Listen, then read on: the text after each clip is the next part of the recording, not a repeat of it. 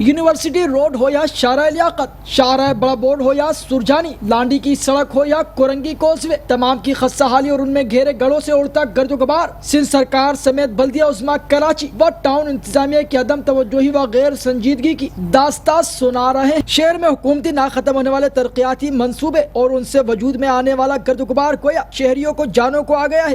Medical superintendent doctor عاشق شیخ کہتے ہیں گرد و غبار سانس، پیٹ سمیت امراض چشم میں تیزی سے اضافہ کر رہا ہے۔ جی انڈرسٹوڈ ہے، تو ظاہری بات ہے گاڑیاں جو پالوشن پیدا کرتی ہیں بہت ڈینجرس ہوتی ہیں۔ پورا راستہ اتنا جام ہوتا ہے کہ کچھ کہہ نہیں سکتے، نہ کاروبار ہے، کاروبار تو بالکل ختم ہی ہو کے رہ گیا ہے۔ پورے شہر کا یہی عالمیہ ہے بھائی، کہیں بھی آپ نکل جاؤ آپ کہیں جا نہیں سکتے۔ آپ کہیں بھی جائیں گے آپ کا جہاں پہ 10 منٹ لگنے کی ٹائمنگ ہے وہاں پہ 2 گھنٹے 3 گھنٹے لگ جاتے ہیں۔ ایسے یہ پورا جو ہے نا ہمارے یہ لڑکے کام کرتے ہیں ادھر دکانوں پہ، ایک تو بے روزگار ہیں، روزگار نہیں ہے۔